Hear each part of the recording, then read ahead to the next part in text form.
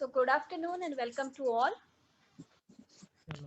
I, Dr. Bhavna Zunagade, Associate Professor from the Department of Anatomy, MGM Medical College, Navi Mumbai, on behalf of MGM Institute of Health Sciences, heartily welcome one and all, our dignitaries, guests, all the faculty members, administrative staff, students, and participants from various institutes. Today we are all here for this webinar on systematic approach to CBME and NAAC implementation. We welcome our expert speakers, Director Mr. Ajay Bhagwat and Vice President Mr. M.V. Kalidas from Imports, India. MGM IHS is institute striving for excellence in all aspects of healthcare education and research. The institute organizes various programs, workshops, conferences. Today, we have opportunity to learn recent technological solutions in areas of academic quality assurance, CBME, and NAAC implementation approaches. Before we start with our session, I would like to request all the participants to please keep yourselves muted. Please, everyone. During the sessions, whatever queries you have, you can post them in the chat box. So at the outset, I request Dr. R.S. Inamdar sir, Chairman, CBME Committee, to give outline of CBME. Sir, over to you. We at MGMIHS are very happy to have a very good response from all of you. We have a webinar on the systematic approach to CBME and to NAAC. CBME, that is a competency-based medical education, is rolled out already in 2019 in over 500 medical colleges throughout India. This is our institute, MGM Institute of Health Sciences, located in Navi Mumbai, with units in Navi Mumbai and Aurangabad, with various health sciences streams, MBBS, physiotherapy, nursing, biomedical, BPO, and giving an education, research, and service in different areas. Competency-based medical education is about the curriculum that is implemented for MBBS. It is a paradigm shift. It is a sea change. We, when we become doctors in years 30, 40 years before, we had of course undergone a very good curriculum, and that is called as a traditional curriculum. It was there in 1997. These graduate medical regulations were there, and after a period of 22 years, in 2019, a total shift has occurred. So we are looking at what is the total shift and how the new doctors that we are going to train would have the competencies. So when we look at what is there in the treasure, what is inside the CBME, I'm always reminded of Alibaba Chi Guha, Alibaba's Guha, Alibaba's cave. So as you enter into that great story of Alibaba's cave, you find lot of wealth there. I mean, there is a gold, there are diamonds, there are ornaments and whatnot. You are looking at here, and then your attention is we have studied about turned to others. short review of body fluid water and the various compartments in which the body fluid is present. Please Similarly, we have studied about the various electrolytes which are moving across the cell membrane. So the primary electrolyte in the extracellular fluid compartment, that is the fluid which is present outside the cell, is called as the extracellular fluid compartment, and in that Hello, please mute. or main electrolyte, it is mainly the sodium ion. Whereas inside it is mainly the potassium ion. So the potassium concentration Sangeeta Fatale, madam. inside is more. So after Fatale, getting madam, this please video, mute. we have started the lecture on the transport across the cell membrane. Fatale, madam, से And the lecture चालू है. transport across the cell membrane, we have broadly classified the cell membrane. That is transport in two main groups, that is active transport and the passive transport. And in Sangeeta passive Fatale, transport, Fatale. we have classified it into diffusion and storage. And way of diffusion, we have And the definition of Susan diffusion. Jacob, दोघांची lecture चालू आहे. And that diffusion, it is defined mainly as personal guidance ऐसे सब है ना, तो एक area को एम्फसाइज करके डाल Susan Jacob lecture is on guidance है ना. mute. Hello. Ha. So now we are getting CBME voices from everywhere. The people are teaching and is an online learning platforms that are interfering. Anyway, back to this Alibaba's Guha. So we have all the treasures. So similarly, in CBME, you have lot of components. Let's look at them. So the ultimate aim of this CBME is to produce a doctor that is called as Indian medical graduate, IMG. Now this young boy, say 24, and a girl, they are becoming MBBS, they are the IMG, Indian medical graduate.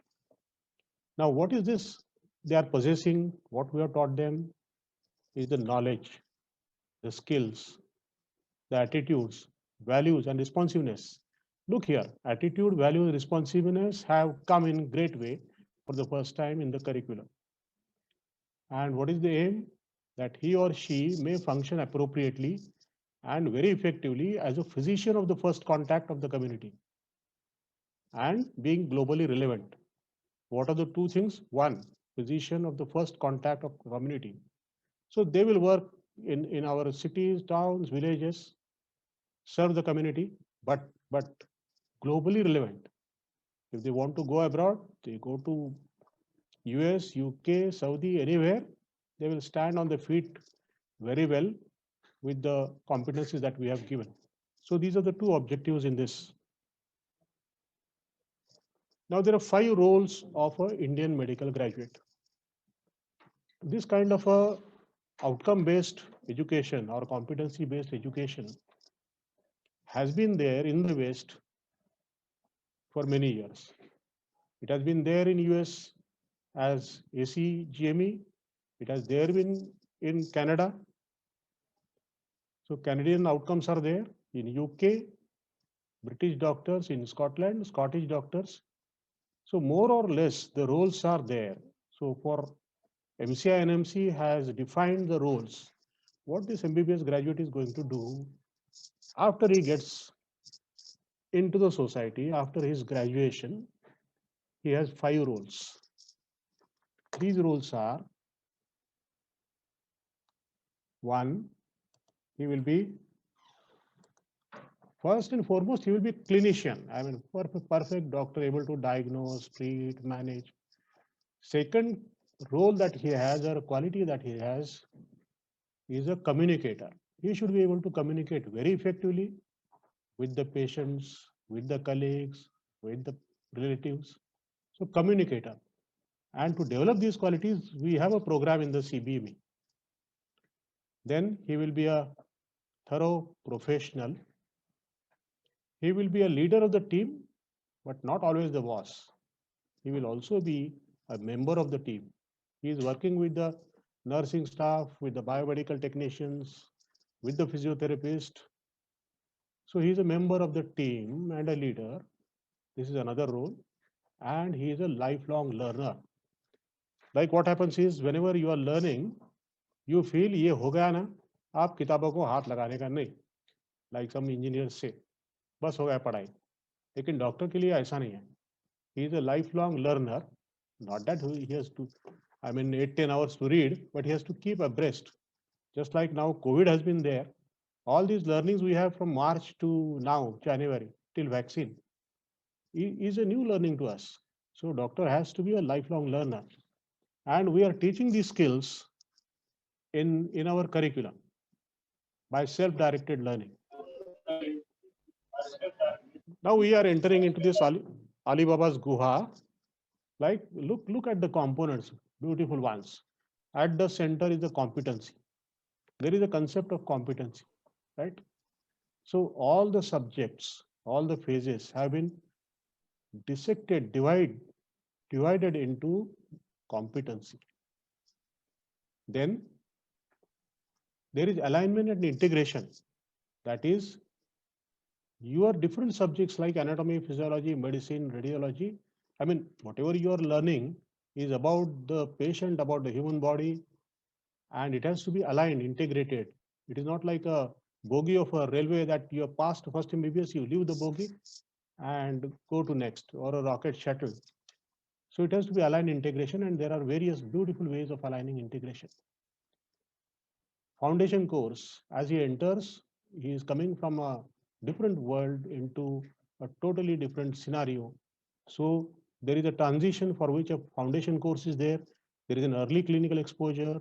There is a skill lab training. There are electives for the first time after third first. And of course, the boss of boss is assessment. So all these elements are there. Last year, when we had our first batch, we welcomed them, and there was a white coat ceremony, induction ceremony. You are entering into a medical profession, and you take a oath, and they get the feel of it. That has been incorporated now. There is a timetable which is laid down very scrupulously. First MBBS of 1 month foundation course, though due to COVID, we had some changes to be made for this batch and after this batch. So the foundation course now has been merged in first 4-5 months for this batch which is coming now. Then there is an exam schedule. There are subjects in various phases. There are elective slot after third first, and there is internship. There is a little shift of subjects of FMT and community medicine. So there is a let down timetable. In the CBME, you have a lot of medical education technology. The faculty has to learn and implement number of things. So there is a taxonomy of learning which medical education units are teaching with the basic course, revised basic course. So what is the cognitive domain, what is the psychomotor domain, and what are the levels in the domain, and how do we teach the students? Then what are the various competencies, how to formulate the objectives, different teaching learning methods. Now we are shifting from the didactic to interactive teaching, small group teaching, online learning, then alignment integration, ethics ATCOM modules. Assessment has undergone a lot of changes, and a timetable has to be framed. MCI and MC has given the booklets which are available on the websites as a competency-based undergraduate curriculum, volume 1, 2, 3, and the subsequent supplementary modules, about 8 in number, have come in. So people are asking, what is this competency? What are the objectives? What are the outcomes? So competency is an observable ability of a learner that includes multiple components, including knowledge, skills, attitudes, and communication. So it is an amalgamation. It encompasses many things. That is called as a competency. So it has knowledge, skills, attitudes, communication. Maybe there are 2 or 3 components in one competency. Maybe there is one. And there is a competency table. The faculty has to, already knows about this table where you have a competency number. Then you have the competency which is listed up very wordily. Then the domain, that is whether this is falling into a knowledge, skill, attitude, communication. And there is a Miller's pyramid, Miller's scale. That is when you are teaching and when you are assessing, whether it is falling in the knows how, shows how, or performs level. There are certain skills which are at the performs level that MBBS graduate should be able to do it. They are certifiable skills. They are being taught in the skill laboratory and other places. They are being evaluated very meticulously and certified. This has come for the first time. Then whether it is to be taught in the lectures, in the group discussions, how it is to be assessed, and integration, right? So there is a component of one subject.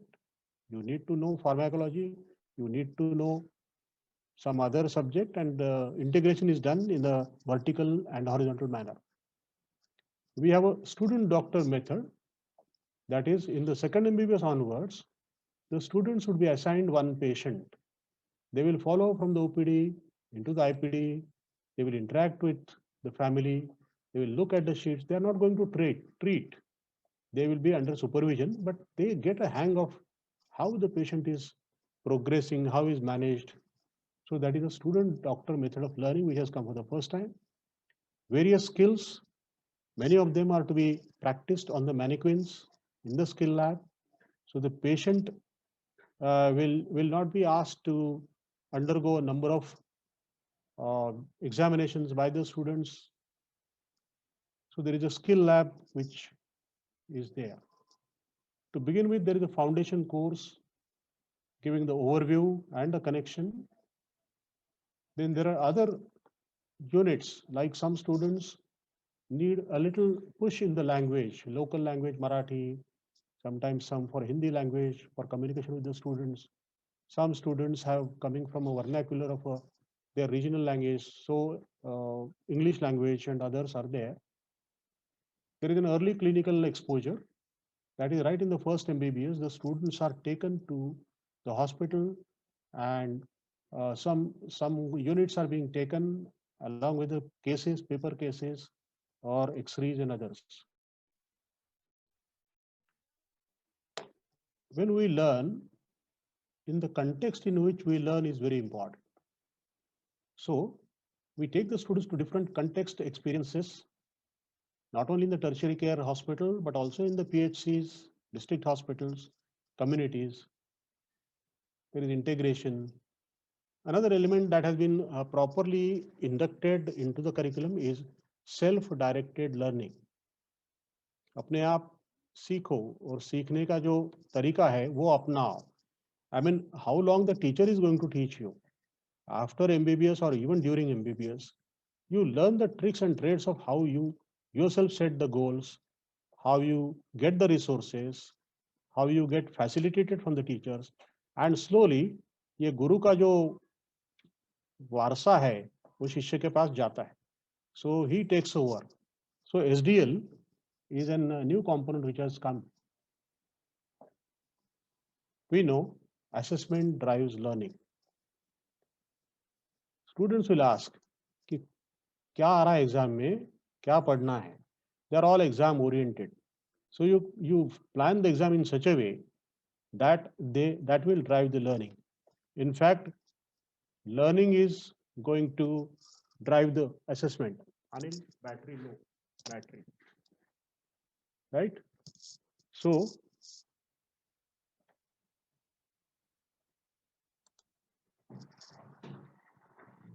now evaluation, we not only evaluate the subject, we evaluate the domains of learning, cognitive, affective, psychomotor, and we have a great kit of the tools.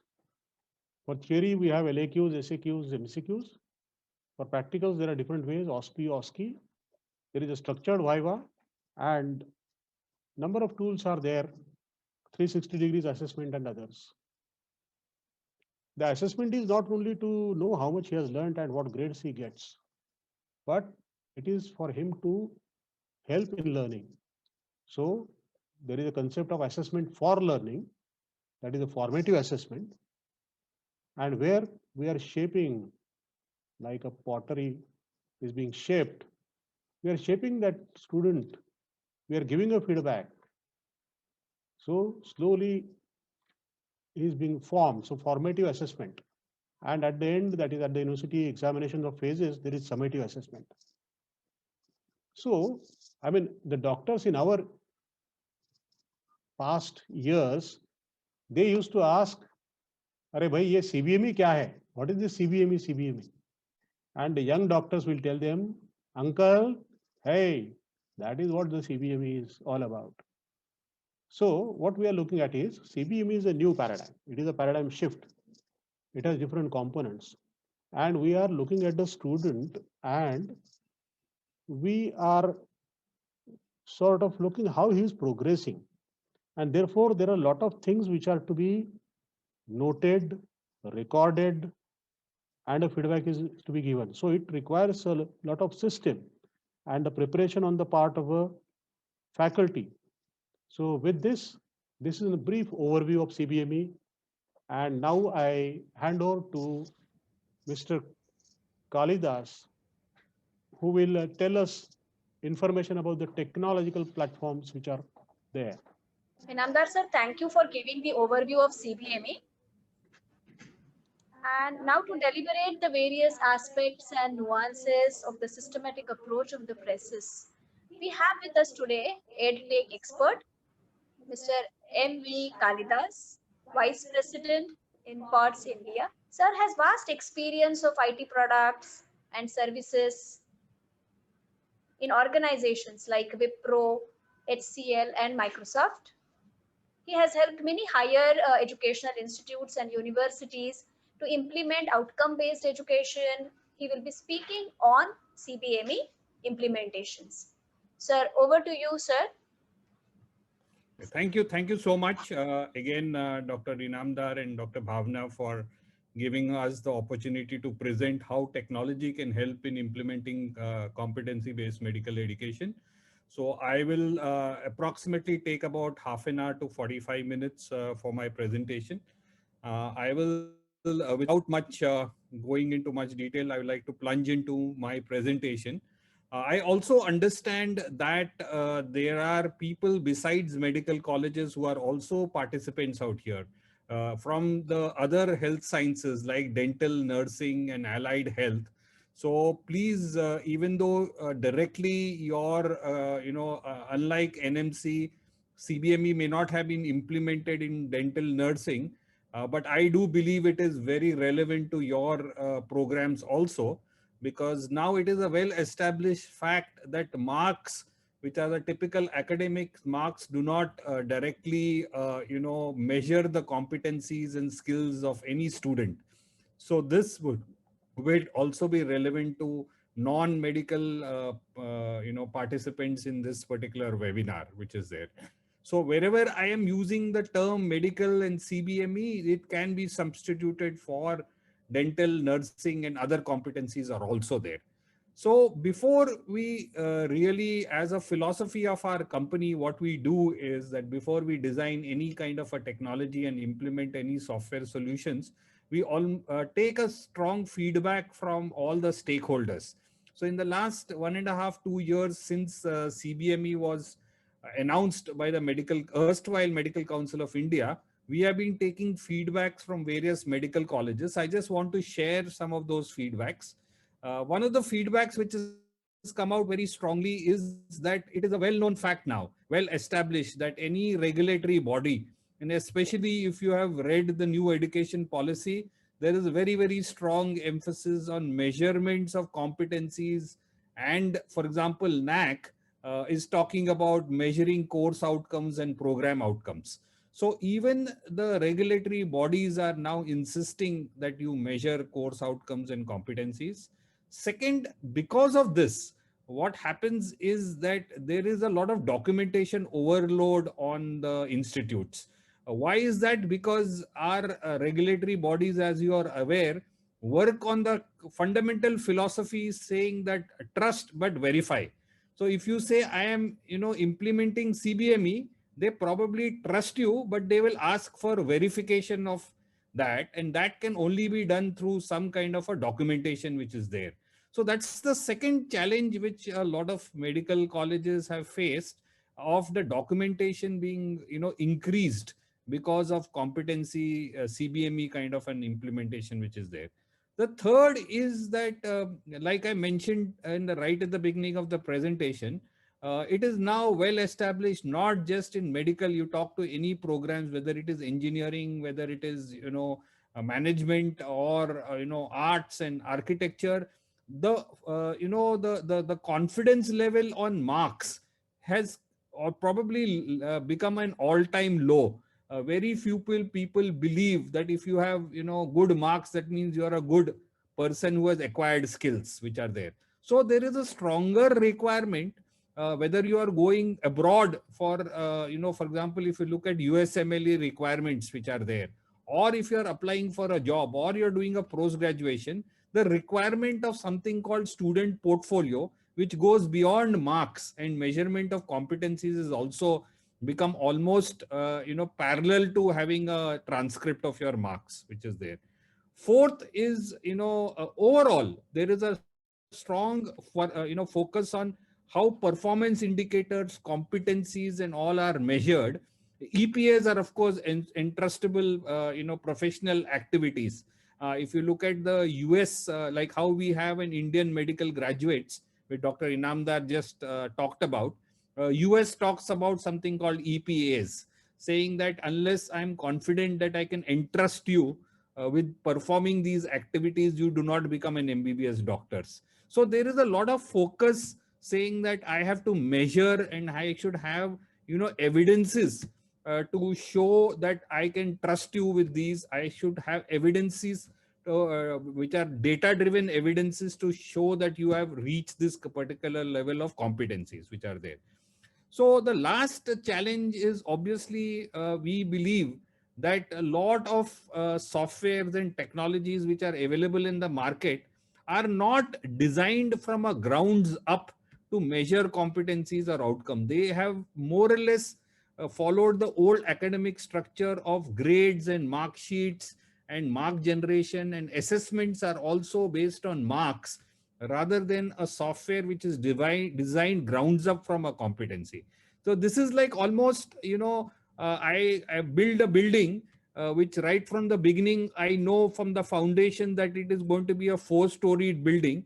The architecture of that building will be very different compared to an bungalow which gets converted into a 4-storied building. So that kind of a thing, very few IT systems and technologies are designed keeping competencies or outcomes. As our company, which my colleague Ajay Bhagwat and I represent, our always has been our philosophy to look at technology in improving academic quality. So we always have built the architecture keeping competencies and outcomes as the foundations which are there. So these are some of the 5 top challenges which we find talking to medical colleges in terms of competencies. So we have more or less designed a software to meet these challenges. So I will next few slides will just talk in general about technology. I don't want to use this opportunity to say my product is great or something of that sort, but in generally how technology can help in implementation of CBME and what has been our company's experiences when we have implemented with various colleges which are there. So the first thing I would like to explain to you that the technology solution for CBME is roughly put into 4 rough modules which are there. One is a typical learning management system. This is a online teaching learning tool which I'm sure every one of you all are familiar with. Because of the pandemic situation, you are using various kinds of online tools, whether it is a Google Classroom or a Zoom or a, Microsoft Team. These are a typical learning management system tools which are there. What I would like to show as a part of technology is that how those tools have been adapted for a competency-based medical education. So I will share a couple of slides in explaining that part. The second part, like I mentioned to you in the earlier slide of the challenges faced on lot of documentation, I will again explain to you how technology can be used to generate a lot of reports, which are almost automatically generated with no additional efforts from faculty or administrators, which will take care of, say, NAAC requirement, which will take care of what the MCI GMER document talks about, and also in general overall governance perspective. So if there are senior stakeholders in your health university and medical institutes who would like to know overall whether the governance aspect has been met, we have a lot of technological analytical reports which will help you. I will share that part of it. As far as NAC is concerned, of course, my colleague Ajay Bhagwat will go more deeper into it. I'm just going through some one or two reports which are essential for NAC. The third thing which we have is touching the assessment part. As you are aware, in the previous slide, Dr. Inamdar talked about how assessment has become a very, very important part of learning, because that's the only evidence to check whether assessment, whether the student has really understood what has been taught to him. So as you are again aware, the GMER document gives a lot of guidelines, specific guidelines on how the assessment has to be planned out, whether it is a formative assessment or a summative assessment. There are pretty strict rules. So how does technology help you in implementing those kind of assessments? How are those question paper generated? How is the blueprint? Can I automate it? So I will also share with you how technology has helped some institute automate that part of the piece of the puzzle of CBME, which is there. Lastly, we also have, I will show you a very nice faculty mobile app, which basically talks about skill certification and student logbooks. How you can maintain a student logbooks, how can you give a feedback to the student, how can a teacher assess the competencies as defined by CBME. In the CBME document, there are various Miller scales of know how, show how. So how are you going to assess show how, and how can a mobile technology help you in do skill certifications and measure show how competencies? I will again share with you with a few slides which are there. So next half an hour or so, I will go deeper into all these four modules, and these are all four integrated, or you can pick and choose and say, I would like to take this up first and do it in a phased manner. That's also technology allows you to do that, which is there. So going slightly deeper into learning management system, the fundamentals of any learning management system are more or less the same. You can have an online teaching, online digital content, and you can do online assessment. In fact, our company's LMS also follows exactly. There is a module 8 released by NMC recently on how the guidelines of online teaching and learning should be done as per the NMC. Our system fundamentally follows that. So I'm not going to focus too much on that. But this is how a typical learning management system will look like. You can do a complete planning of your lessons, which are there. Which lesson would be like to be taught at what point of time, in what is your, it's more or less like a your courseware planning, which is there.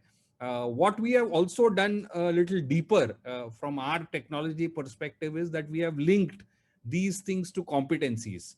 So you can say this particular topic will be taught because this topic contains these competencies. You can tag those competencies in my learning management system. Not only that, this is a typical a screenshot showing you how you can do what is called as a flipped classroom. That essentially means that you can basically tell the student that before you come to the classroom to listen to my lecture, this is a small YouTube video. Please go through that YouTube video and come to the class, so that you are primed and you are already fine tuned to the kind of concepts which are going to be reinforced, which are there. These are very important tools of how technology can actually increase the efficiency of the teaching, because everything need not be taught on a face-to-face classroom kind of settings which are there. And of course, during the pandemic situation, which is still continues, you can do online. So you can have your Zoom or something else integrated into our LMS and conduct an online classroom, and that video recording can be put into our system, which is there. So as you can see at the bottom, there is a discussion forum also. The student can actually ask questions based on the digital content which you have uploaded. So it need not be video. It can be a PowerPoint. It can be a Wikipedia. It can be any link which you are showing, which essentially makes, like I told you, the efficiency of your teaching learning process far better. Now, especially in the current scenario, as you're aware, the pandemic is completely disrupted the academic calendar, and your whole thing is condensed. What you need to do perhaps in 18 months, you have to do it in probably 10, 12 months. these kind of technology play a very important role, where you can already put some digital content so that the students can basically learn this at their home or in their hostels, and you did not give those kind of lecture without compromising on the pedagogy of teaching which is there. So apart from this, I would like to explain to you how technology can be adapted towards integration. Again, going back to Dr. Inamdar's slide, he talked about concepts of horizontal and vertical integration, which is nothing but trying to say that you should not be teaching on a pure, like in silos. If a physiology teacher should not be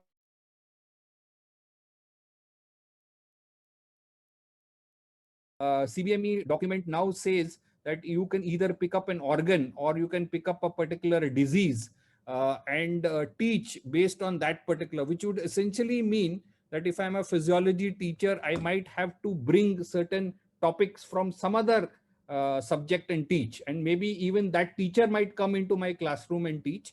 So if you are doing something like this, my technology supports that. So this is a classical example of how a pediatric teacher who has already created some digital content which for pediatric lessons can be shared with biochemistry, and then your whole thing will look like this. So when the student logs in, he knows sequentially that after he finishes certain topics in biochemistry, certain competencies, as you can see, the next logical thing he needs to learn is from pediatrics to form a part of the vertical integration. Of course, the difference between horizontal and vertical, you obviously are familiar. Within the same phase, it is horizontal, and across phases, it is vertical. So the our learning management online tool has these provisions by which you can adapt for CBME very easily. So this is some of the example. There's very typically, multiple choice questions. Again, any learning management system will have the provision of auto grading. So moment do a multiple choice question assessments in any LMS, automatically the grading is done. But the beauty of this technology is that we not only give the auto grading, but also things like, why is this answer wrong? So the student, when he or she logs in, will come to know that I chose B instead of A. Immediately the software will say that, and also give an explanation as to why that thing was marked wrong. This is the correct answer. This is the reason why it is the correct answer. And you can also link it to the topic, saying this particular topic which was taught to you some time back was the correct answer. If you had maybe in some way hint to the student, if you had paid attention at that point of time in the topic, you would have got this answer right. So you can get all this can be embedded into our software, including we give a lot of good analytics. So this is a beautiful analytical tool called hotspot analysis, where the faculty can immediately come to know after teaching this and conducting a small MCQ test whether these concepts have been understood by the students or not. So this hotspot analysis, what it does is it immediately tells you that which is the question in this MCQ which was least answered correctly by the students. So if it comes to know that your question number 1 and question number 10 was the least answered, most of the students got it wrong, and you can link that particular thing, as you can see in this slide, it is linked to a particular competency. So you would immediately come to know that this competency is not being understood by this class which I just taught them. You probably might have to do a remedial class. So this is again a very important technology tool which is helping faculty to do small formative assistance as soon as a small 45 minutes lecture gets over. This MCQ is conducted, because again we have a very beautiful mobile app for students which can be carried to the classroom, and that MCQ can be conducted immediately in the classroom, so that you get a immediate like a dip test analysis of whether the concept is not understood, and if it is not understood, you can repeat it as a remedial straight away. So this is how technology can help in terms of better implementation of CBME as far as the LMS is concerned. My next part of my thing. As Dr. Bhavna mentioned in the beginning, if you have any questions, do post it in the question box. We will take questions after both the sessions get over. Whatever we can answer, we will definitely answer. So my next part of my presentation is on the skill certification. As mentioned earlier, in MBBS and in dental and nursing, your psychomotor skill assessment is very, very important. Unlike engineering, because ultimately engineer could be designing an automobile or designing a building or a bridge. His skills can be assessed based on a theoretical paper which he can answer. However, whether it is a dentist or a nurse or a doctor, unless you observe how the student is, for example, taking a pulse, or how the student is going to conduct a small surgery, you cannot do that assessment. So therefore, skill certification and the skill assessment becomes a very, very important part of your program assessment which is there. So what technology has done is that a mobile app has been developed especially for faculty, which can keep that mobile app in front of them and observe the students. It cannot be done in a typically skill assessment is obviously done in a bedside kind of an environment or a skill lab in front of a mannequin. So if the teacher wants to really give comments and do certification, he or she requires an extremely small device in their hand to do that assessment. So therefore, the mobile app has been developed.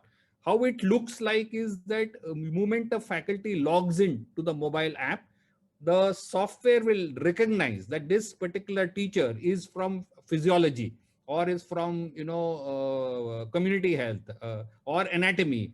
And moment it recognizes that, all the competencies which are there in the drop box are only those competencies relevant to that particular subject. And also they are following the CBME specifications of show, how, or P. SH or P competencies will be available for you in that choose competency box, which I'm showing you in this particular PowerPoint, which is there.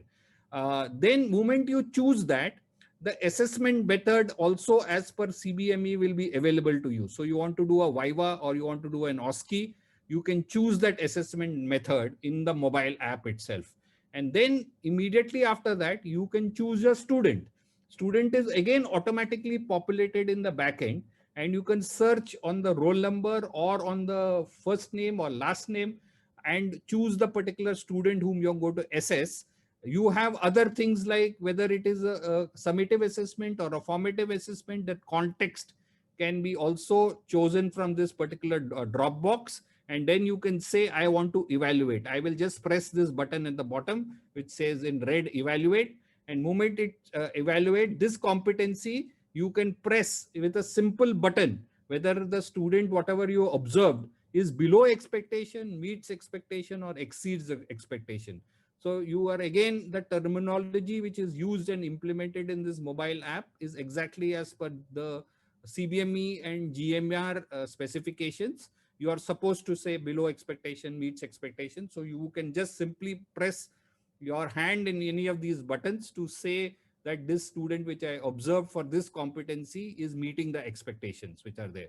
In case you prefer to have your own checklist over and above BME specifications, you can incorporate that also in our software, and it will be visible to you in your mobile app.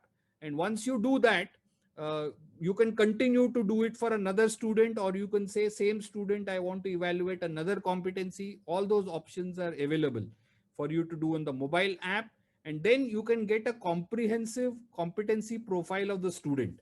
So these, rectangular boxes on the left are exactly your CBME competencies. It shows like, IMG 2.2.2. So this is internal messaging as an example.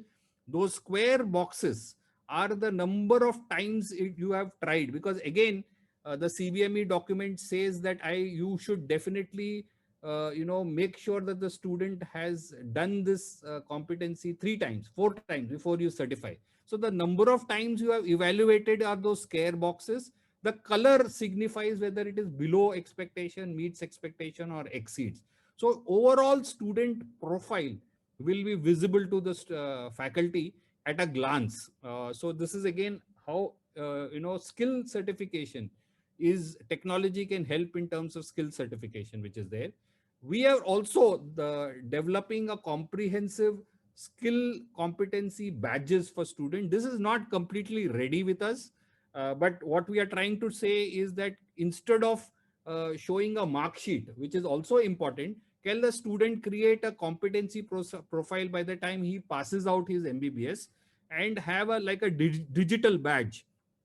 And this badge, if you click here, it will tell you exactly what was the checklist which was used to give these kind of a competency. How many times did he was certified, was he below expectation, meets expectation. So the entire from this metadata you can drill down into to find out how exactly was he certified for this competency. Potentially we are also thinking of making this into like a blockchain technology, and say that it can therefore be published in a like a LinkedIn kind of a profile of the student, saying that I have got these competencies with me. And it can also help the student decide his post graduation or career plans if he himself gets a data driven input from the technology saying that I am good at these competencies which are there. So this is how a student competency profile is, can also, this is not fully ready from us, but we have the capability to do this in terms of this student competency badges which is there. This is a very interesting thing from a self-directed learning. Again, SDL is a very important aspect of CBME documentation. So my software is not just meant for the institute and faculty. Students themselves can log into my software, look at their own data of competency. So for example, in this example which I've shown you, this competency right on the top seems to be the weak point of this student. So the student can say, I am not doing very well in this competencies, and there's a checkbox out here. He can check this box, and then my software can also prompt him that if you are weak in this competency, these are the topics which are linked to these competencies, you can do the revision. And once you do the revision, my software can also automatically create one assessment which is only linked to this competency. Okay. And he can basically, he or she, the student can give the answers to that assessment and check whether this competency has improved or not. So this again is a very good example of how technology can be used for self-directed learning. All this which I just told you can be done without any intervention from the teacher. The student can log in, find out his weakness, understand which topics are linked to that competency, revise those, generate a question paper himself or herself, answer that. If it is an MCQ, it will automatically be graded and it will show to him whether he is improved or not. So this entire process can be done by the student without the teacher prompting him or her saying you're weak. Of course, the student has to be motivated himself or herself to do all that. Technology, unfortunately, cannot solve a motivation problem. But once he or she has the motivation, the tools are available, which are there. So regarding the faculty mobile app, which I told you from a skill certificate perspective, it is available both for iPhone as well as an Android phone. In case we are very open, if faculty wants to try it out for their own subjects which are there. In case you want to do that, just send a mail to us at info@inpod.com. We would love to set it up for you, and you can use it as a free trial and check out how it improves your skill certification which is there. Now I'm going into the third part, which is I'll go a little fast here because these are all typically regulatory reports and governance reports which get generated from our software, and how it can help in your submitting it to your NMC or to NAAC, which is there.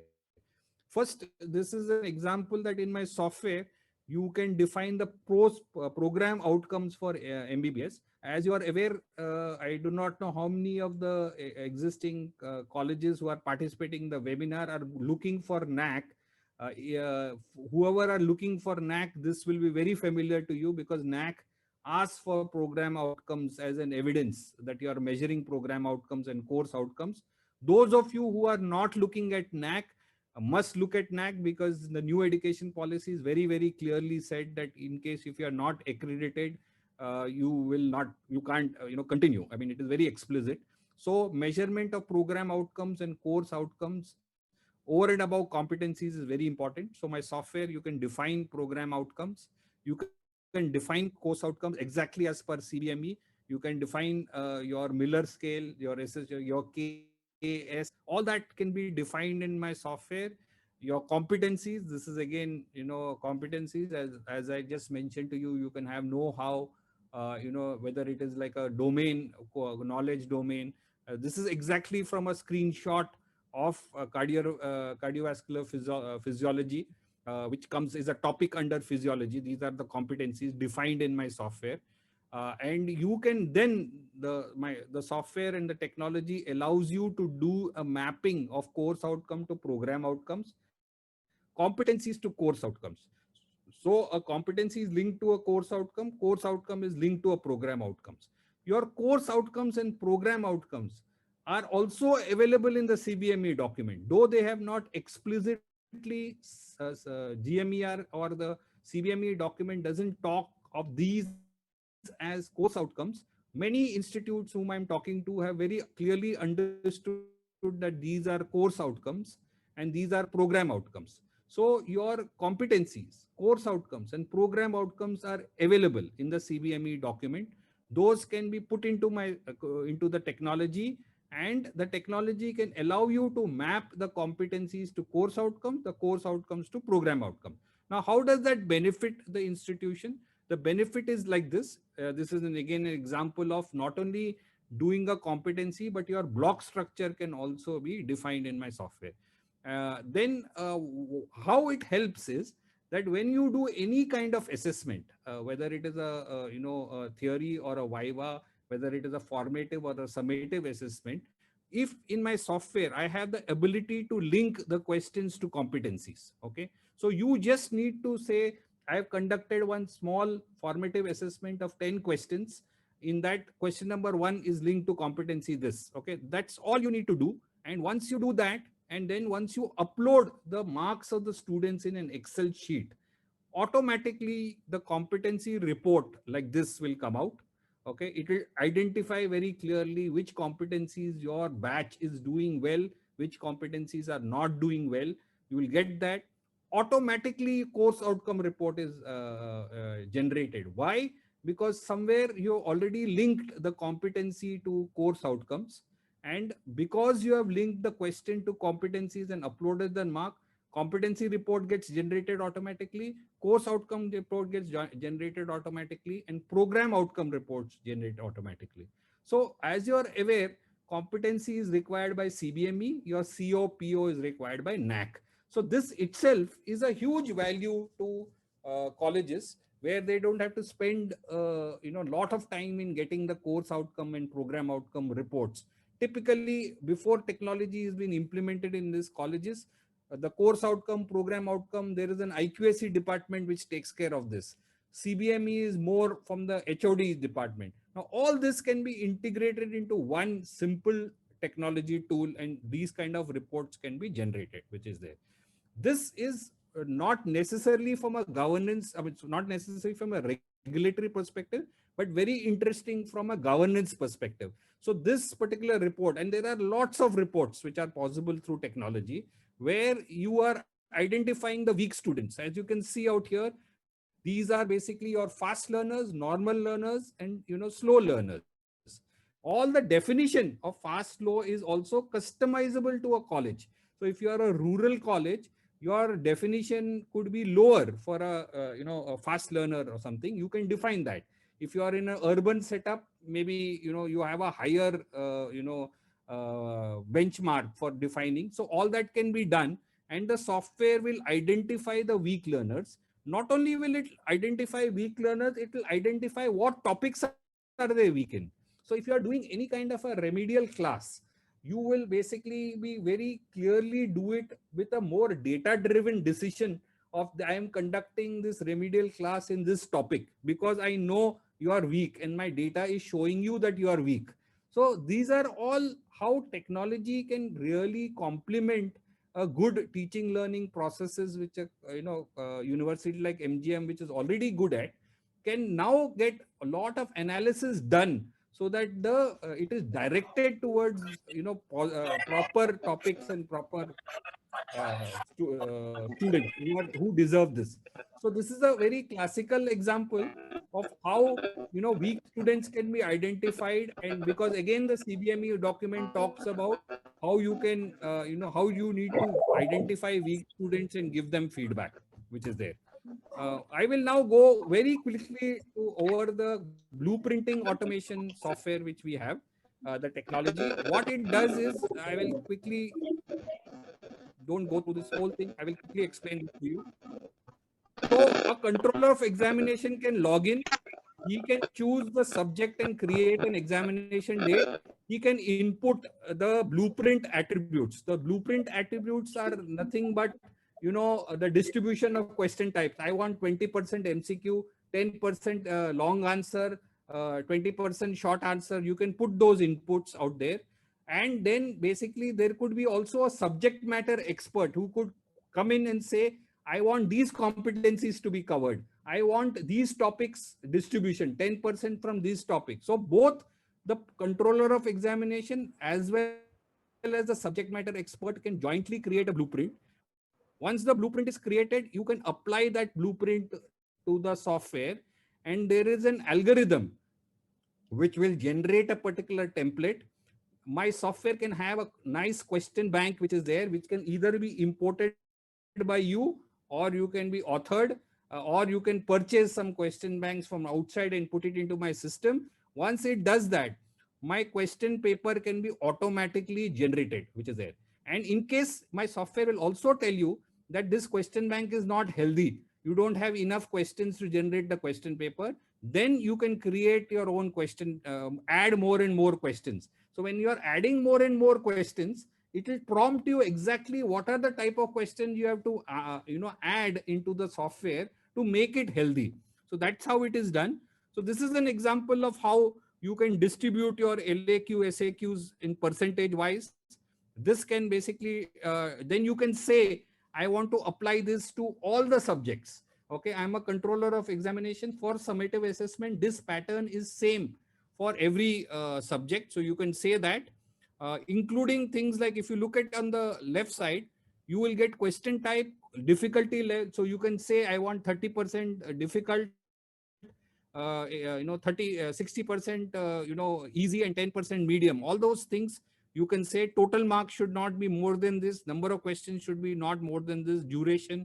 All these things can be set up, and then you can say, I am applying this to all the questions subjects, and then you will get like a overall pie chart to explain to you what is your question type of distribution. You can then add things like your KSA formats into the blueprinting. You can say, I want these competencies which are there. Moment you choose a competency like this, your KH will be automatically defined, because there is a direct linkage between a competency and domain and level of competency, because your CBME document is already told us. So the software will already understand that your community medicine 3.6 is of KH and it is core. Okay, and you tick this saying, I want this in the question paper.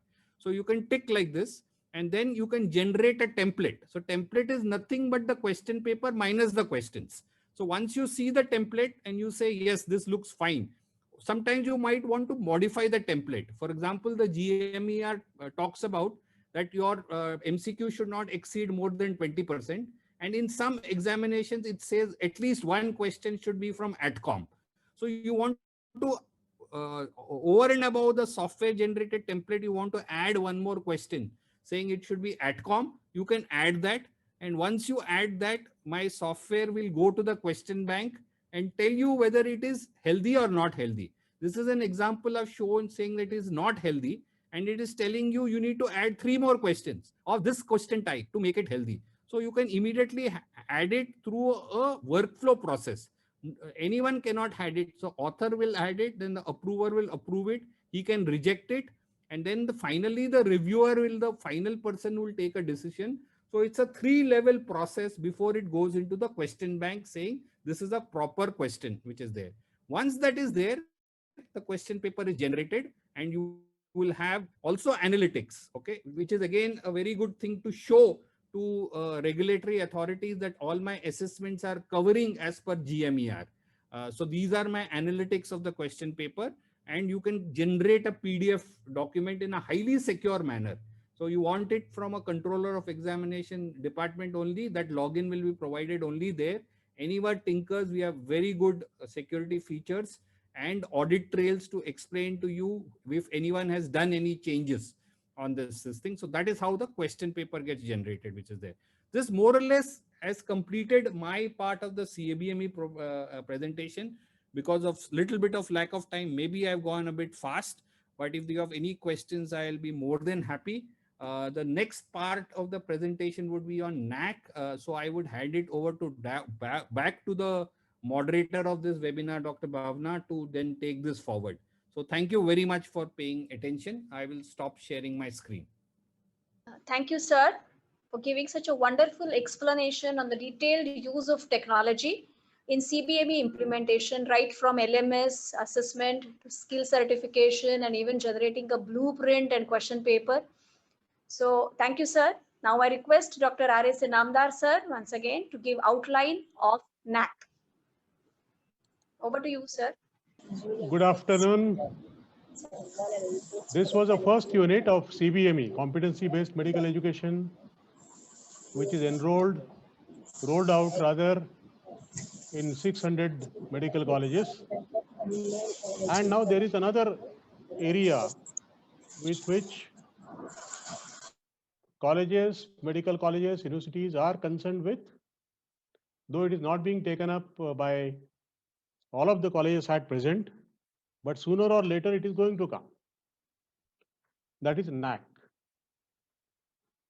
When the college starts with, when the faculty is asked, the first of their reaction is the long form. What is the long form of NAAC? That is how we start learning about it. Like we had gone into details in MGMIHS, we had 2 cycles. We are at the end of the second accreditation cycle. We are A grade university.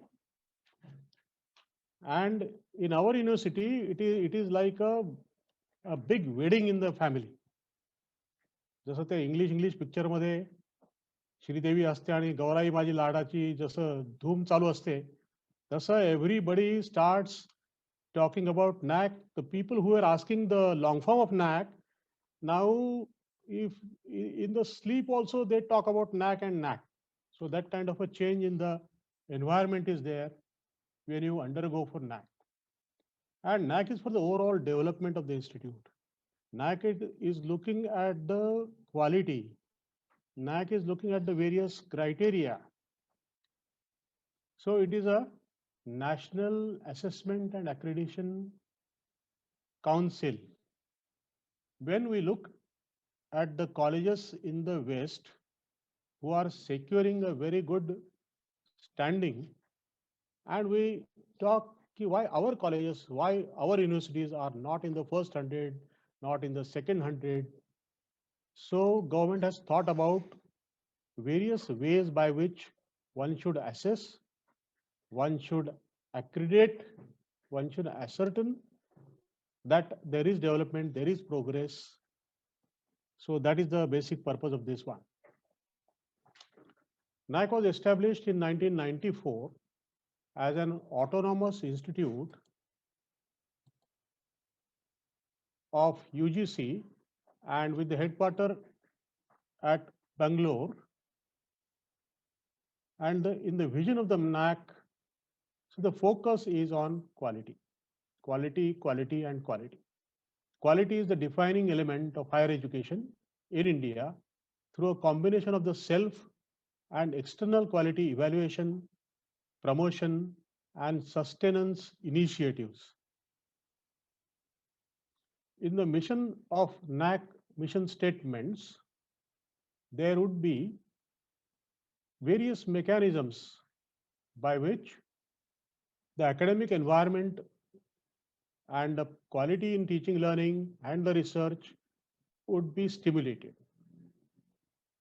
They will also encourage the self-evaluation. You have to look at yourself, right? Where I was and where I'm going to be. You have to be accountable. There should be autonomy is given to the institutes, and they are expected to come forward with innovations. They are also expected to undertake the quality related research studies, do the consultancy, do the training. And previously, we were in isolated one, like a scientist working in his lab. Now he has to collaborate, not only with others, but other institutes, not only in India, but across the globe.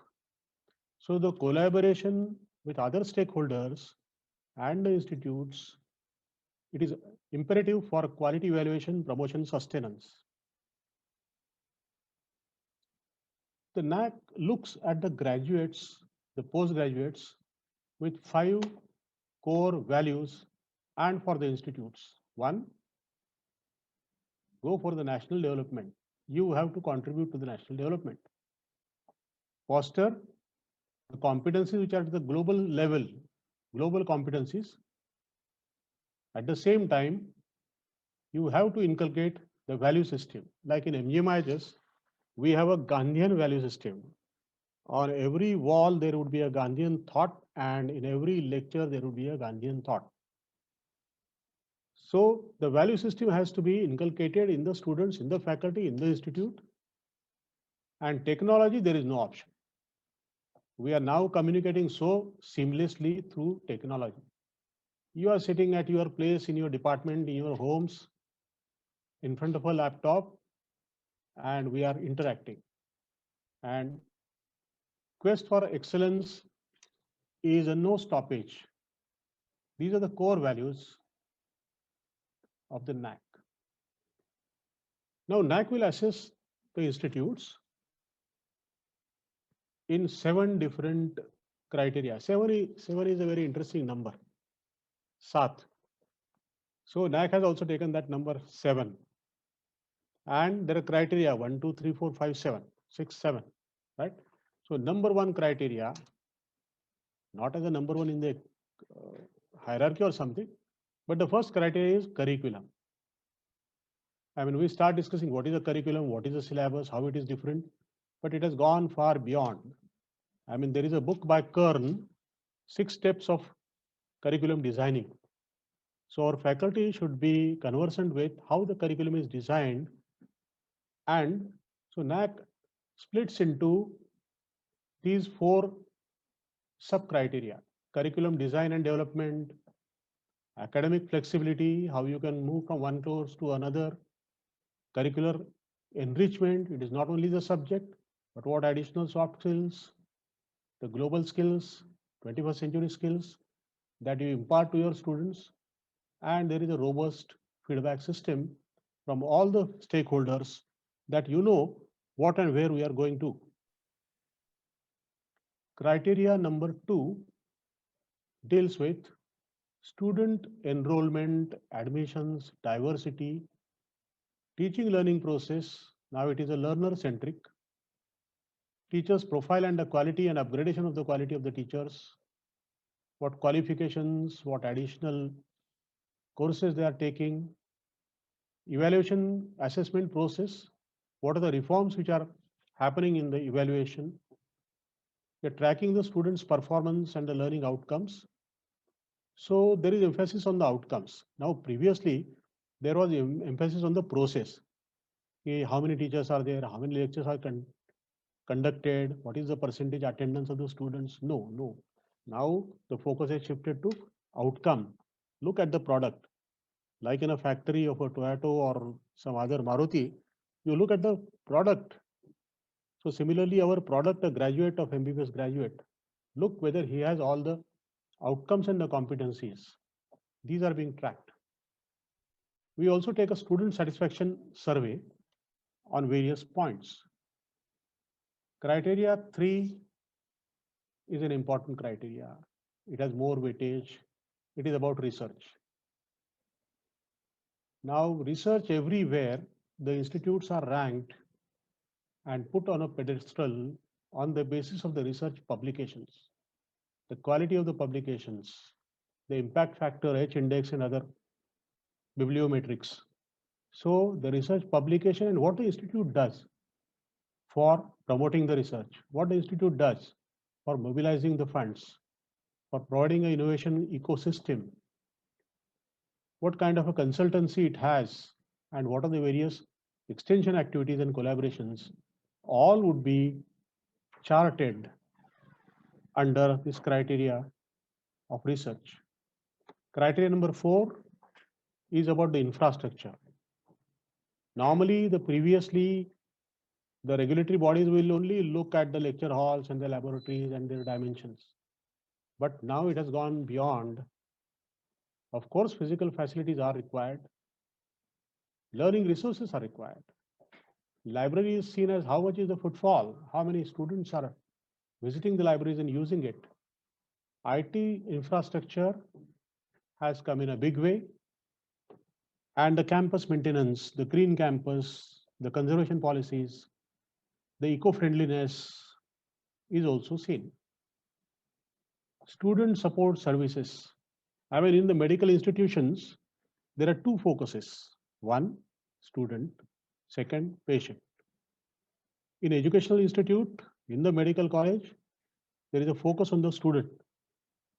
So what are the various support systems, services that we are providing, the institute is providing, that the NAAC will look into, how the students would be progressing, how they are participating in various activities, not only academic, co-curricular, extracurricular, and in the society, they are participating and developing their own personality and contributing to the well-being of the things around. Alumni engagement. Criteria 7 has faculty empowerment, financial management, IQACs, and institutional vision and mission. These things will come in. And in criteria number 7, it is the institutional values, the social responsibilities, like we have a Gandhian values at the core, the best practices which are being taken up by various departments and the institutes, and how the institutional distinctness, how it is distinct, different in its area, what exemplary work it is carrying out. That is seen. That is at the heart of the criteria number 7. There are quality indicators. The matrix is there where different criteria have different indicators, and they are seen in a great many details with all the supporting documents and activities and geotags photos and are required that you have actually done it. It is being seen as impact in the field. So for the colleges and science, this universities, there are 7 criteria. There are various indicators. There is a write-up which is to be given, and there are measurements, and there is a verification by various agencies, and then you are assessed and you are given a criteria whether you are in a grade, A plus grade, A plus plus, if you are hitting the ceiling, where if you would be there, or you are still to improve, B or so, because these grades will decide your position in the academics, in the research, in the society, and the students and parents will look at the institute. Look, that institute is A grade, right? So let's put our child there. So with this, NAAC is bringing in a lot of change in the quality, improvement in the quality, competition between the institutes. It is laying down the various criteria, and it's very meticulously the exercise has been done, is being done, and our institute is going for the second cycle. I mean, in a month and 2, and just as I said in the beginning, it's like a wedding. घर में बड़ी शादी है, धाम-धूम से मेहमान आ गए हैं, कोई इधर देख रहा है भाई उसको चाय मिली कि नहीं, ये मिली कि नहीं, और ये हुआ कि नहीं. So that kind of a very vibrant atmosphere is there in the institutes. So I think more and more institutes should go for NAAC accreditation, and you will find the effect, you will find the change, right? So with this, I stop and hand over to Bhavana. Thank you, sir, for the overview of NAAC. And now I call upon our next EdTech expert, Mr. Ajay Bhagwat. Sir is Director of INPOTS India. He is an education technology expert for academic quality assurance, CBME, and has trained teachers in outcome-based education, online teaching learning assessment, and accreditation. He will be speaking on NAAC accreditation. Sir, over to you, sir. Thank you so much, Dr. Bhavna, Dr. Ravindra Inanda. Thank you for inviting. Thank you, Dr. Ravindra, for setting up a nice pitch for this presentation. And then I can directly start with how a technology platform can potentially solve the problems that are typically faced by those involved in data collection and collation. What happens typically is that in the absence of a system to collect the data systematically and it's all the time, it's like painting a bridge. NAAC requires you to collect the data for a 5-yearly cycle and then followed by yearly cycles, which is called as annual quality assurance reports. The number of metrics involved in each of these cycles almost remain the same, and the efforts to be taken by the faculty members remains the same. What happens is that over a period of time, data continues to change, continues to shape, and that poses a problem for data collection process, because one has to continuously update the data, and it should not be a burden for those who are updating the data. There has to be, you may use some alternative ways of collecting the data for those 125 metrics and that each and every department has to participate in data collection. So it's like, if a medical college has 21 departments and some other couple of non-teaching departments, then it has to be like 125 multiplied by those many departments. And those are the number of metrics, theoretically, and the data has to flow from those many metrics towards the team that is supposed to collect the data, look at it, inspect it, and generate a report out of it. And that's the challenge that the team faces. And this data has to be continuously updated. So our attempt was to design a system not only to streamline data collection, bring in the discipline in the way the data is collected. It's not only that, but we also wanted to give an environment in which you will be able to self-assess the quality of the data that is being collected. And that also should be happening regularly, so that it should help you in identify the hotspots in the system, and if you want to see some kind of trends, that is very easy. It should be very easy for you to actually spot those problems and then address those issues, obviously. And then if you want to also see whether certain grades have to be achieved by all the departments in certain areas.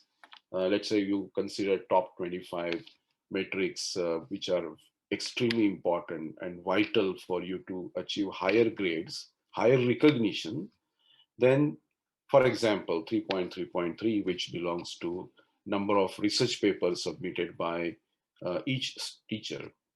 And if that is a measure that you want to consider as one of the key indicator of quality, then you want to monitor, you want to keep an eye on 3.3.3 all the time, and you don't want that metric grade to fall down, let's say below 2.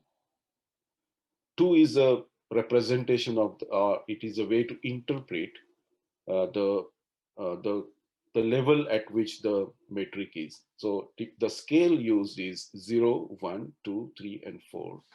So let's say you don't want the departments to score below 2, you can set the target accordingly. You should be able to, and then you should be able to identify the hotspots. That's the kind of idea we were having in the mind when we designed this system. And when it comes to self-assessment, it should help you roll up the data from all the departments and then show themselves, the departments themselves to visualize how they are progressing, as well as the entire university, how they are progressing. So that was the challenge that we had, and obviously we had deeper discussions with our customers, our some of the senior educators in the country, and some of the advisors that we are blessed with to have them on our board. And they also have continuously given us the feedback about how it will work in health sciences universities and medical colleges and other fields of education in health sciences. And that helped us develop a very robust platform to kind of help you with addressing these challenges. So if you would imagine how the data should get collected in a university such as yours, you would imagine that IQAC is at the supreme level. They should be having access and privileges and permissions, to go anywhere in the system. And followed by them, there has to be a layer which could be called as a parent level for data get data to be collated. And below them, there would be departments, right? And also you need to address, you need to make use of the faculty members, the criteria wise committees, such a way that they play a very vital important role in the review process of the data and improve the quality in general. So that's the typical nature of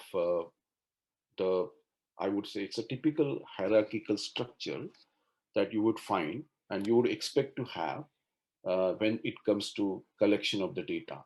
So at the department level, so if this was your MBBS school, then you would have multiple departments under the MBBS school, and each department is supposed to collect the data for 125 metrics, out of which 81 are quantitative metrics and remaining are qualitatives. And the data for quantitative metric has to be uploaded to TBB, as you must be already aware of. So the data has to be collected by departments, and when it is sent to the schools, respective schools, it should get collated at that level, because all similar metric data has to be collected there. And I'm sure that you must be doing this manually right now, right? And that has to be automated. Now, when the same thing will happen in other departments, and then there is another mega collation of the data that has to happen at the IQC level, right? It then, in that case, it is going to be the data aggregation, data collation, which is coming from all the schools in the university. And this is the process of this is the ideal process of collection of the data. Let me know in case you are following something different and more useful, more fundamentally effective. Then we would like to also learn from you how it should be done as another example of collecting the data effectively. So here in this case, the departmental teams, such as authors and approvers, are going to play the primary role of collecting the data and also approving it, reviewing it, and approving it. So authors would send the data to approvers related to their respective metrics. And then once the approver approves it, the approver may reject also, it goes back. But it can be approved and then it goes to the author at the next level. So this next level is the school. So let's say MBBS has an author there, corresponding, who is handling the data reaching him or her, which is sent by each department under the school. And this author has to then formulate a response of the school, because departments have taken care of their responses. The next level author has to once again look at the merged data and then formulate an answer response, send it to the approver. And again, this approver has to either accept or reject based on the progression, the data has to once again go to the author at IQAC level, because at the author at IQAC level, aggregation of the data has to happen when it is sent by each school under the university. So it's a super aggregation, and that's why once again it has to be reviewed by somebody. I'm pretty sure that you must be already doing this. And then once again, somebody has to take a look at it, and then the data becomes final. That's the process I would imagine must be there when you want to streamline the data collection and improve the quality of the data being collected. You also require, because we don't have luxury of, too many people doing this work. So naturally, there will be people who will be wearing multiple caps. Somebody would be playing author and approver role within the same department. And somebody may be playing the role of author in some school, approver in another school, or in the, vertically or horizontally, they may be able to go to any department, play any role. Likewise, they should be able to go to any school and play any role as per the desire. You may want to, flexibly configure the user's roles and the responsibility based on what the reality is at your level. So once this kind of framework is established there, you can easily start collecting the data in this fashion. So I've already explained the idea behind how this is going to work. So I don't have to re-explain this here. I can just quickly fast forward the things. These dashboards are going to show you the progression of the data being collected and the quality of the data being collected. And this is done, and this is the one of the most important aspects of the technology, which are helping the current users of this technology platform, and that they have communicated as that these dashboards are helping them streamline their IQAC meetings very effectively. And the next important aspect that is required to be looked at in the technology configuration is how you want the responsibility of data collection to be given to the next level. So it's basically delegation of the responsibility. So some of the metrics the IQAC team may want to keep with themselves because they belong to their activities, per se. For example, 6.5.2. So they will keep it with them, and remaining set of metrics will be given to the next level. And even the schools can think about retaining something with them, because it may be very sensitive information that is to be handled, which is not known to the departments, something like that, which the schools can retain with them, and rest of the metrics could be given to this department. So this is the way the structure, the configuration of the delegation of the responsibility can be done, and then the data collection action begins. So for that, I will have to take an example of a metric and then drive this discussion further. So this is 2.3.4 is I'm going to consider as an example to show you how data would get collected in the departments, how it rolls up, and then how it makes sense to you when it comes to quality, measuring the quality of the data. This is quantitative metric. Quantitative metric 2.3.4 is to do with mentor-mentee ratio, and it has to be reported by the departments along with the supporting documents which are mentioned here. And there is a data sheet also suggested by NAAC in their manual that one of the data sheets, the data has to be captured in, as defined in their formats, and has to be then collated by the departments, schools, and then IQAC teams.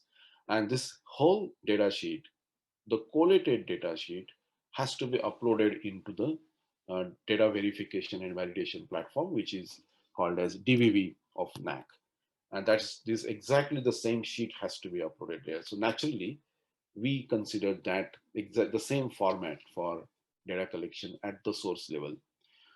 And then if the department starts collecting the data, the respective authors in these all the departments, I'm just giving example of 3 departments, And then the data, quality of the data will get measured as soon as it is approved by the respective authors, approvers here. And the way the computation happens, I'll come to that a little later. But now imagine that the data sheets which were inputted by all the three authors would get automatically collated at the school level. The manual work is absolutely eliminated there. And the supporting documents will be given, presented to the respective author there. Recall the flow of data as it goes upwards, right? Once the departments would send it to the schools, it has to be first of all looked at by an author. And this author has to pick and choose the right set of documents, merge as many as possible, and create school's response for the reviewer to take a look at.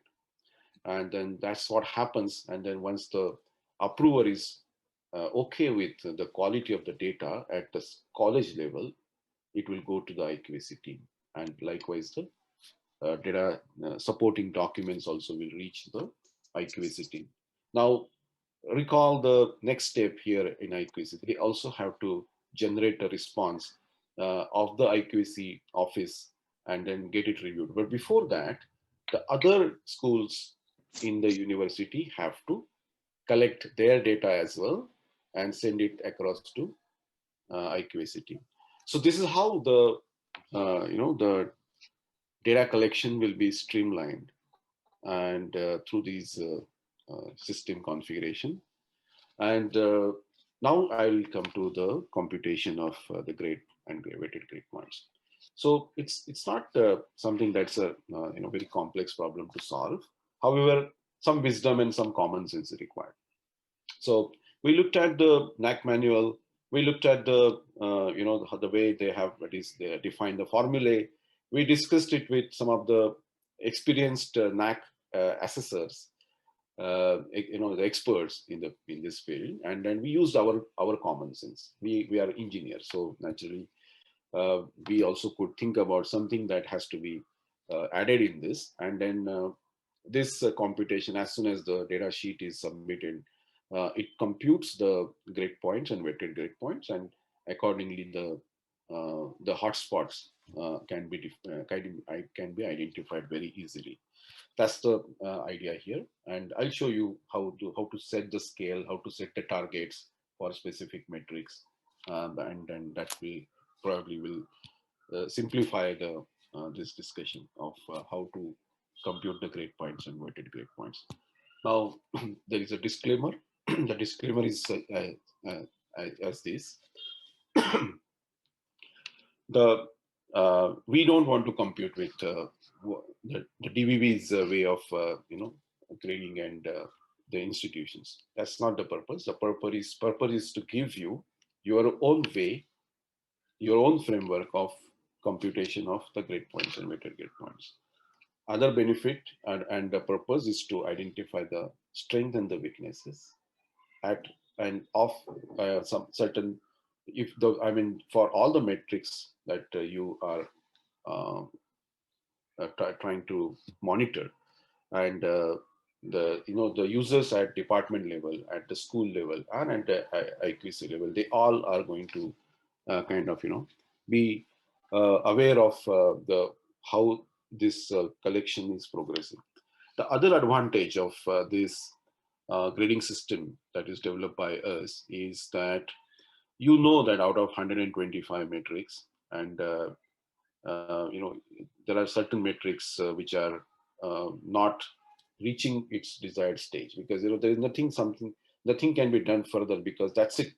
If you have not submitted rather published more research papers until that particular point in time, nothing else can be done. That's the level it has retained, and that's it. Probably next year, next cycle, it may get improved, but that's the way the system is going to show you the true picture of what the current state is. Second benefit of this grading is that once you know that there are certain weaknesses here, you can show this to the respective somebody who is going to help you with some advisory inputs. And this, since you know from the system that these are the areas which may have to be then immediately given to the person who is helping you with this inputs, that person can log into the system and can take a look at the data collected and provide you the feedback. And this can happen from anywhere, right? And that's another benefit of establishing an environment like this. So if this person who is helping you with external kind of inputs, audit, mock audit, or this person can reject it like this, can log in and reject it, and then this data will go back to the respective departments for the resubmission corrections. I hope that was helpful. Just let me go back a little bit. Yeah. So when the department starts collecting the data, they will have to, we use cricketer's name for our environment, demo environment. So here, Chahal is going to, is there any message for me? Dr. Inamdar, I hope that time-wise we're doing good, but I'll anyway quickly now move forward. So the departments will configure who should be the author, who should be the approver, and then for when the author signs in, he or she would be able to see the reflection of the NAAC manual on the UI of the system itself. So there is a complete clarity about what has to be done here by each and every person participating in this process. And we give you the data sheet, and the author can submit it for the review. Then the approval comes in picture. Then this is the dashboard that is given to the approvers to see the progress. There are notifications sent to the users. So system communicates the users about the progression of the data.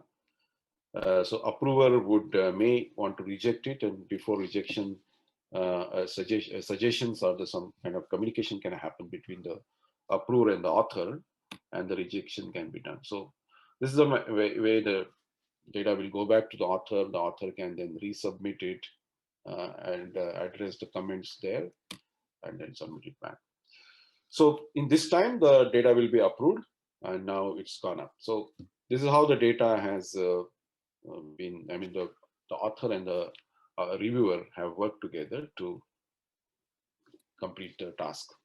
The other departments simultaneously are collecting the data for the same metric, maybe, and then at the next level, you would get merged data automatically. That's the idea here. As far as the qualitative metrics are concerned, you have a text box here, and then you can also add supporting documents. In some of the health sciences institutions, you have, it's not applicable for health science universities, but for affiliated colleges, there is a 8th criteria applicable to them, because it changes whether it's a medical, dental, Unani or Ayurved college, and then based on that, this system can be configured easily. Dashboards, which is the Atma of this system, gives you very well in, this is the kind of, input given to all the stakeholders playing roles here as either approver or reviewer, and also even the authors also can see this dashboard to see their overall progress. This is the university level dashboard. So IQAC team can see the overall progress, and they can drill down to any department to see what's wrong there or what's good there. And they can filter the statuses. They can filter the metrics to reach out to what the progress is. And then the grade point and weighted grade point computation is rolled up, and it's presented to the IQAC team as an overall estimation of the grade points, criteria-wise grade points here. You can see these are the quantitative metrics, these are the qualitative metrics related computations. and this is criteria-wise grade point average. So this is very nicely presented to the all the schools, departments, and IQAC team, and they can easily find out the progress of data collection in this manner. So this is the way you can set the grade for 2.3.4. You can create a kind of benchmark like this, that if the departments score between 0 and 5, it will be considered 0.6, and above till 12 it is 1 point. So I think in this particular exercise, when I was creating these screenshots for the demonstration, I found that this particular school scored 1 in this. So it means that their grade point average was, rather their computation, the ratio of mentor-mentee was somewhere between 6 and 12. So that's why system gave them 1. This is the other non-QF data that has to be collected. And then these fields are visible to the IQAC team because these fields are to be, kind of owned by them. It's their responsibility. And once the approval at all the levels happens, data would finally reach to this level. This is, you can see this is called as NAAC SSR. And this is exactly the way you would want your data to be presented to you, right? And we have, when we were talking about somebody who served as a backend team of DBB in the past, this person was telling us that, they have seen many mistakes done by the users of mismatching data being uploaded, incorrect data being uploaded, and mismatching in the sense the data of one metric has been uploaded to this other metric, the supporting documents. And that is typically human error. We eliminate that completely because those who are given the authority, responsibility of uploading the data from your institution to DBB, all they have to do is log in here and go to one by one these metrics, look at the finalized data, just input these 2 numbers in DBB, download this template, upload there, download the supporting documents from here, upload there, because these are the final responses collected by you. You really don't have anywhere to go to look for the data, right? And that will cause all sorts of confusion. Instead of that, come here, download the data, upload it, period. This is the external reviewer account which you can create and allow the access. Now, the most important aspect of our technology, which you will not find anywhere else, is faculty common data capturing.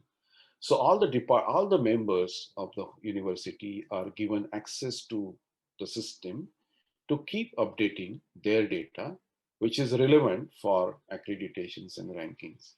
So you would come here and update, let's say you want to update some basic details. So you go here, download the template of the data that we want you to upload.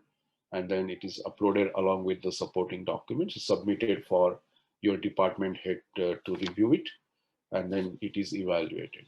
So once the data is collected by the, periodically for your awards and recognitions, your patents, your publications, you can look at the kind of, data that has to go in all the time in, research projects and consultancy, and some kind of, master data also requires to be changed, because if somebody has achieved higher,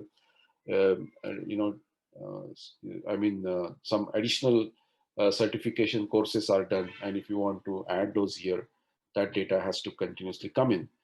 And then this data is automatically presented to those who are participating in the accreditation process.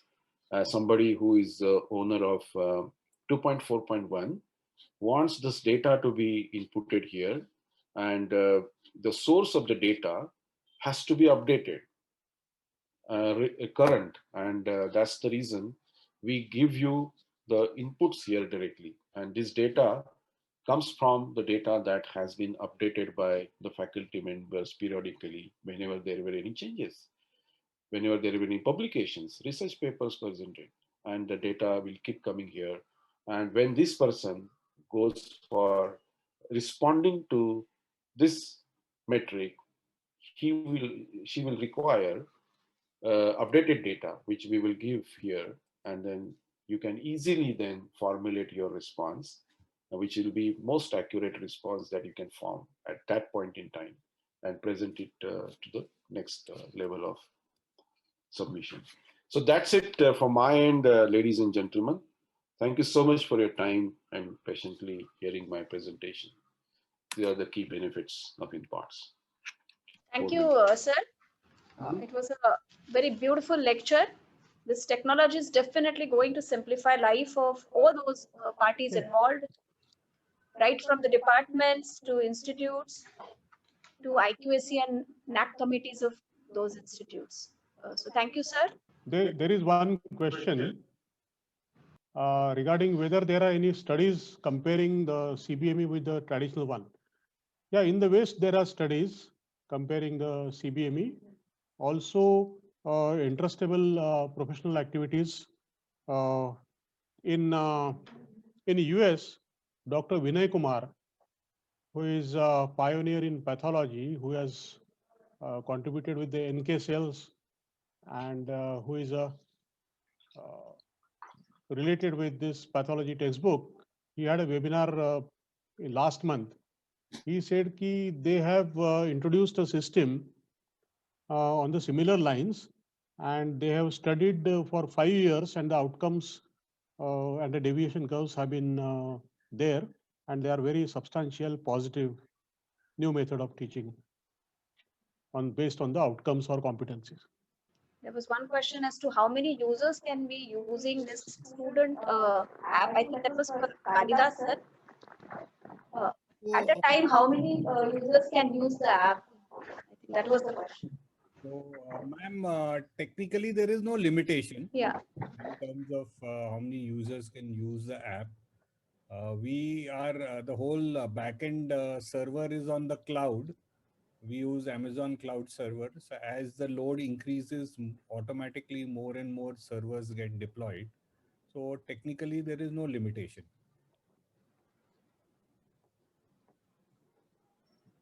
Thank you, sir. I don't think there are any more questions. So thank you so much, all the participants, all the dignitaries, guests. It's a great pleasure hosting a webinar and interacting with you. Now to Bhavana for a vote of thanks. Definitely, we all had a wonderful program today, orienting us to learn the newer ways, technologies. Sudhir Kadam sir, Honorable Vice Chairman of MGM Trust, Dr. P.M. Jadhav sir, respected Dean, MGM Medical College, Navi Mumbai, Dr. G.S. Narshetty sir, respected Dean of MGM Medical College, Aurangabad, Dr. R.B. Bohra sir, respected Registrar of MGM IHS, Dr. Rajesh Goel sir, respected Deputy Registrar of MGM IHS, Dr. Rajesh Kadam sir, all of them for encouraging us. Our thanks to Mr. Anil Khandare and IT team of academic section of our university. We are very much thankful to all of you, of course, the participants, the faculty members, students, for your enthusiastic participation. Thank you one and all. Goodbye. Stay happy and stay healthy.